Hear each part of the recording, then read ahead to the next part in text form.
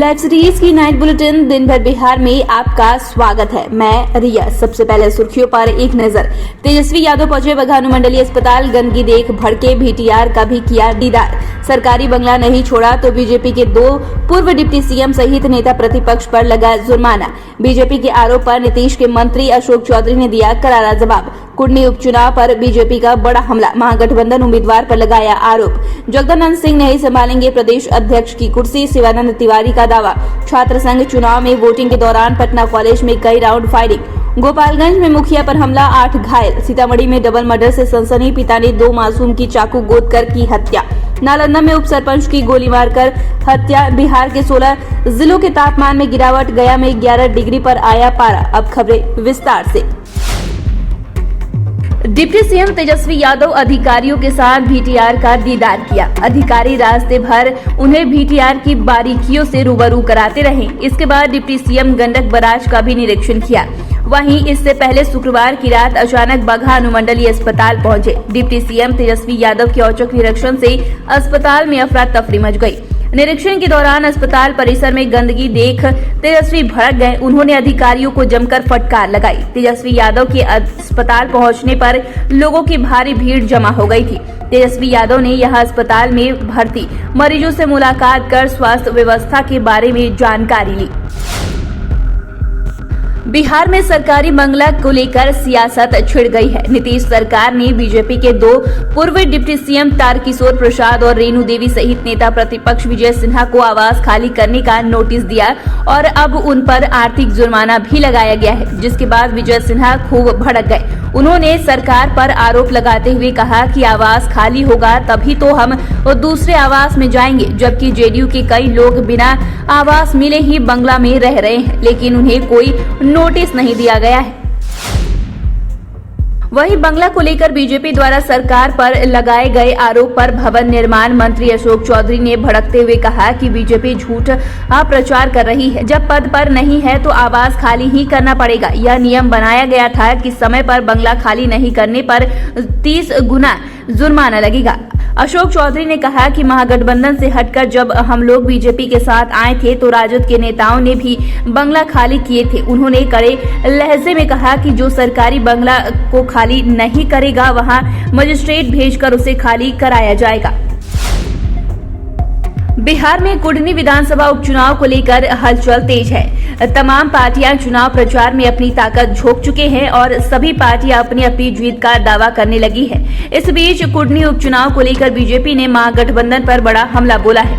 BJP प्रदेश अध्यक्ष संजय जायसवाल ने कहा कि यहां नीतीश कुमार सिर्फ अपनी ही पार्टी से नहीं बल्कि अपने गुर्गों की पार्टी से भी उम्मीदवार खड़ा किया है ताकि वह बीजेपी के वोट काट सके। वहीं नेता प्रतिपक्ष विजय सिन्हा ने महागठबंधन उम्मीदवार को शराबी तक कह दिया है।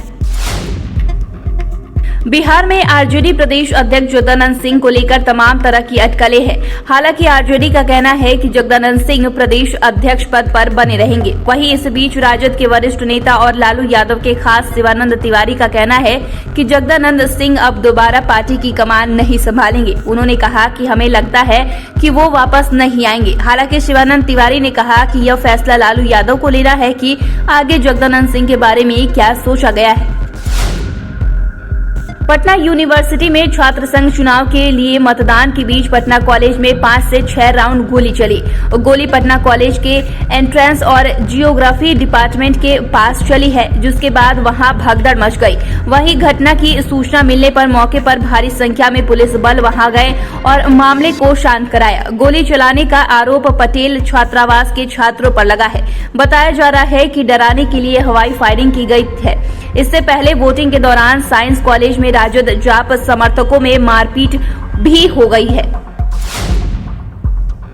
राजद सुप्रीमो लालू प्रसाद के पैतृक गांव फुलवरिया में जमीन विवाद को लेकर बुलाई गई पंचायती में जमकर चाकूबाजी हुई। वारदात के बाद हमलावरों को गिरफ्तार करने गई पुलिस से नोकझोंक की हो गई, जिसके बाद पुलिस को तत्काल लौटना पड़ा।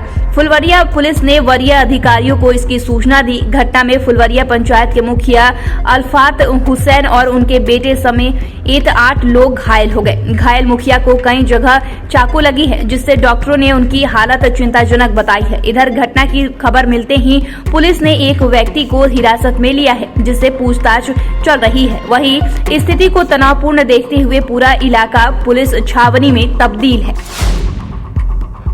सीतामढ़ी में एक सन के पिता ने अपने 2 बच्चों को चाकू गोद कर मार डाला। खेत में 2 बच्ची का शव मिला।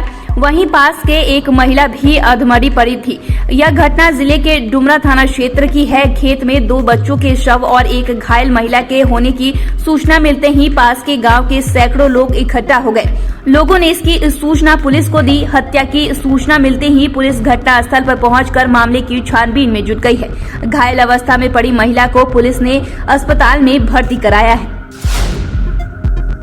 नालंदा में उप सरपंच पति को गोली मारकर मौत के घाट उतार दिया गया। घटना जिले के तिल्हाड़ा थाना क्षेत्र के कोरामा पंचायत की है, जहां बदमाशों ने उन्हें गोली मार दी। इस घटना के बाद इलाके में हड़कंप मच गया है। परिजनों ने बताया कि ललित यादव जहानाबाद से घर लौट रहे थे। इसी बीच बदमाशों ने उनके सिर में 3 गोली मारी और शव को फेंक दिया। शव मिलते ही सूचना पर हिलसा डीएसपी कृष्ण मुरारी दल बल के साथ मौके पर पहुंचे और बताया कि परिजनों के द्वारा अभी तक आवेदन नहीं दिया गया है।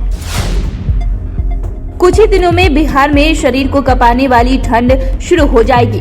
प्रदेश में पछुआ और उत्तर पछुआ हवा की रफ्तार तेजी से आने से पटना सहित बिहार के 16 जिलों के तापमान में गिरावट आई है।